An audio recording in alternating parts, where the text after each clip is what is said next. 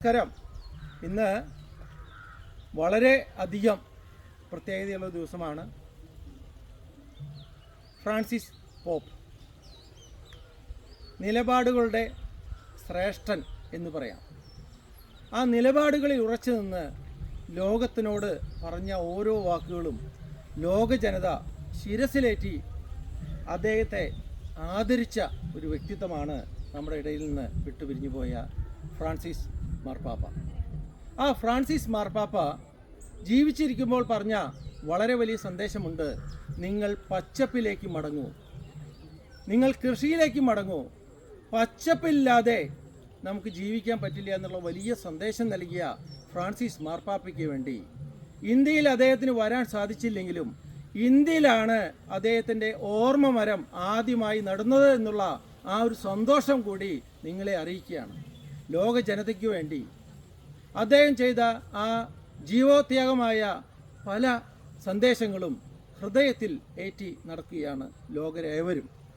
അതുകൊണ്ട് അദ്ദേഹത്തിനു വേണ്ടി ഇന്ത്യയിലെ തന്നെ ഐക്യരാഷ്ട്രസഭയുടെ ഇൻ്റർനാഷണൽ വാട്ടർ സസ്റ്റൈനബിലിറ്റി അവാർഡ് കിട്ടിയ ഏക തോട്ടമായ കേരളത്തിലെ വേലൂർ പഞ്ചായത്തിലെ കുർമാൽ കുന്നിലെ ആയുർജാഗ് ഫാമിൽ നടുന്ന ഈ ഫ്രാൻസിസ് മാർപ്പാപ്പയുടെ ഓർമ്മ മരത്തിന് മുന്നിൽ നമ്മളെല്ലാവരും വളരെ ആത്മാർത്ഥമായി അദ്ദേഹത്തിനോട് പ്രാർത്ഥിച്ച് അദ്ദേഹത്തിന് ചെയ്ത ആ വാക്കുകൾ ലോകം മുഴുവൻ പ്രചരിക്കട്ടെ എന്ന് പറഞ്ഞുകൊണ്ട് പച്ചപ്പിൻ്റെ സന്ദേശം നൽകിയ, ലോകം മുഴുവൻ വൃക്ഷം നടണം എന്നുള്ള വലിയ സന്ദേശം നൽകിയ ആ മാർപ്പാപ്പയുടെ വാക്കുകൾക്ക് മുമ്പിൽ ശിരസ് നമിച്ചുകൊണ്ട് ഈ കുർമാൽ കുന്നിലെ ആയുർജാഗ് ഫാമിൽ ഒരു വൃക്ഷത്തൈ അദ്ദേഹത്തിൻ്റെ ഓർമ്മ മരമായി നടുകയാണ്.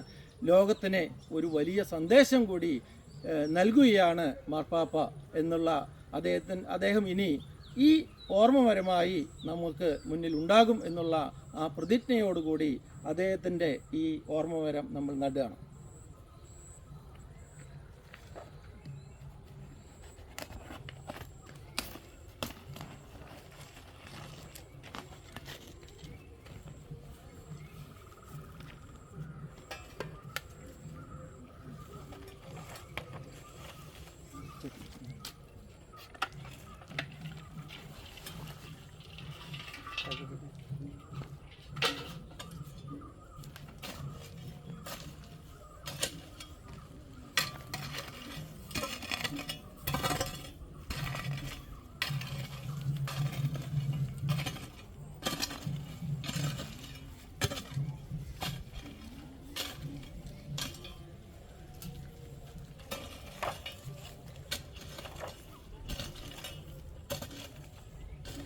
വളരെ